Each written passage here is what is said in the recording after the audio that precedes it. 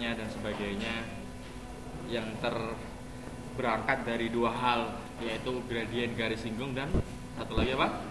Kecepatan sesaat, hingga bertemu dalam satu titik. Dua tersebut itu ketemu satu titik yang namanya turunan. Sama, kedua-duanya rumusnya sama. Nah, ini sekarang kita akan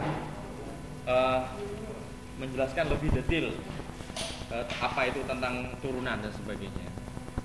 Selain gradien garis singgung itu ada banyak lagi dalam sub atau disiplin ilmu yang lain. Dalam disiplin ilmu yang lain ada lagi. Apalagi selain di ini, di biologi ada. Di biologi ada. Jadi selain gradien garis singgung,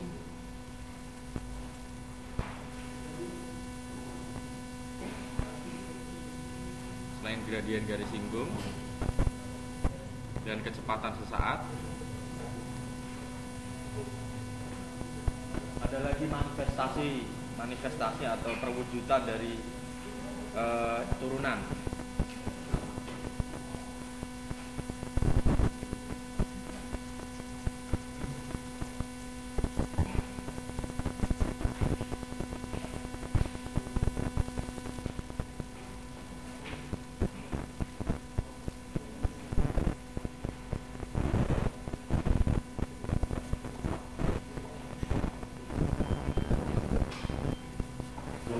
Saja itu. Yang pertama, laju pertumbuhan organisme dalam biologi.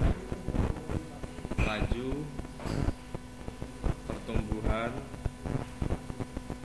organisme. Jadi yang masih ingat dulu kalau belajar biologi ya, ada bagian submateri yang namanya pertumbuhan organisme, seperti amoeba misalkan kan ya. Atau secara umum lah, organisme secara umum ada pertumbuhan. Kalau manusia ada pertumbuhan penduduk, kalau ini pertumbuhan organisme. Ada itu rumusnya itu, menggunakan konsep turunan. Nah, ini dalam biologi ini.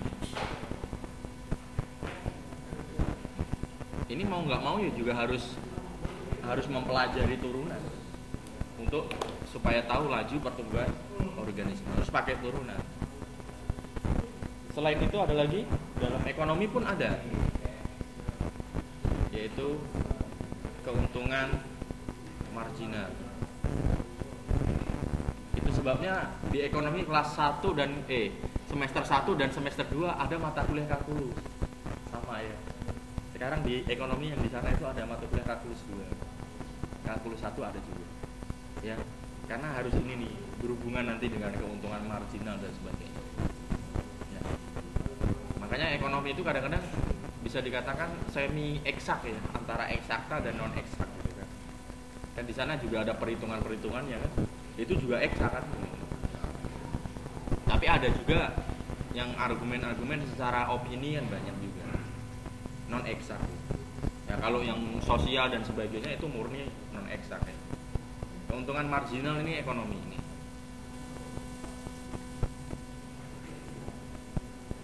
Selain itu, mungkin di fisika yang belum kita sebut. Di fisika itu waktu belajar tentang kepadatan kawat itu ada ya. Dibuka lagi ketika belajar kepadatan kawat, ada konsep turunan. Ya. Terus mungkin di kimia ada apa itu? Pemisahan atau penggabungan sama laju pemisahan.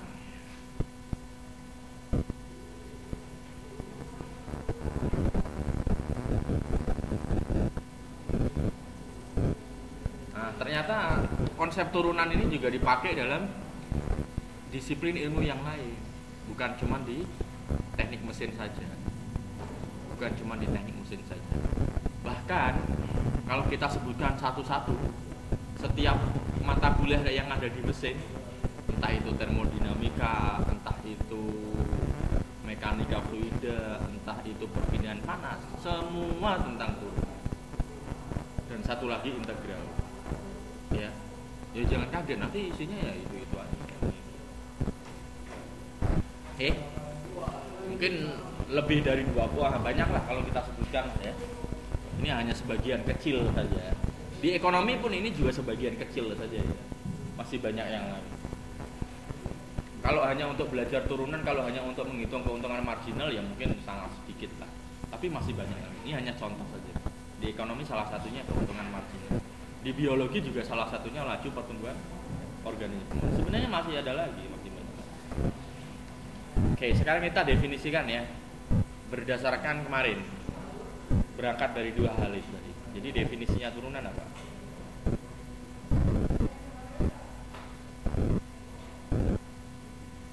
Definisinya turunan apa? Sesuai dengan itu. Jadi turunan fungsi f, kita jelaskan turunan fungsi f. Turunan fungsi f adalah fungsi yang lain. Adalah fungsi yang lain. Ditulis apa? Dibaca ini atau dituliskan f seperti ini. Awas loh, bukan f pangkat min 1 loh, bukan loh ya. Ini simbol ini bukan 1 juga, bukan. Kita baca, dibaca f aksen. Kalau f pangkat min 1 artinya apa?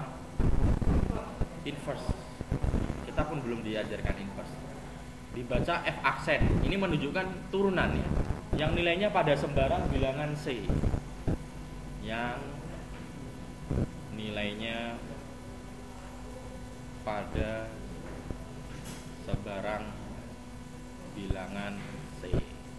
Bilangan C itu banyak sekali lah. Kita tuliskan secara umum aja bilangan C gitu. Konstanta gitu ya. Adalah persis rumusnya kayak gradien garis hijau kemarin apa? Kalau kemarin ditulis M, sekarang kita tulis F aksen.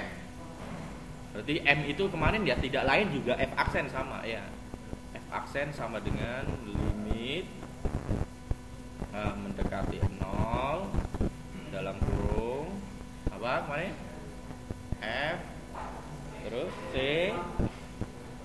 ditambah H min F C per.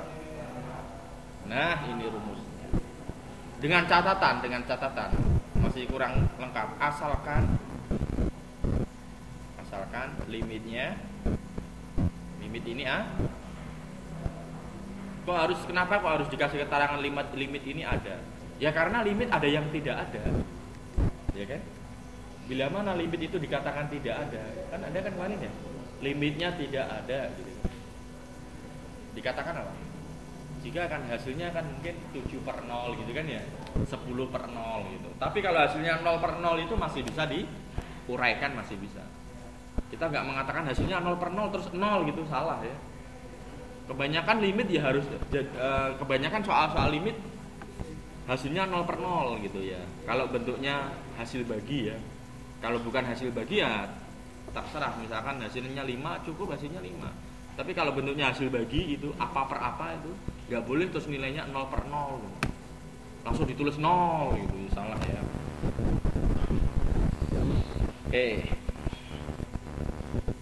Jika limitnya ada maka f terdiferensialkan istilahnya atau terturunkan. Jadi istilahnya itu terdiferensialkan. Diferensial itu turunan. Terturunkan di C. Prosesnya pencarian turunan disebut pendiferensialan. Kalau integral lawannya ya pengintegralan. Bagian kalkulus yang berhubungan atau mempelajari tentang turunan disebut diferensial atau kalkulus diferensial.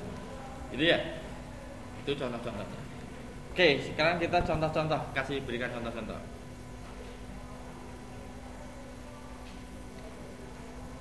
Contoh yang pertama, lihat. Soalnya, andaikan fx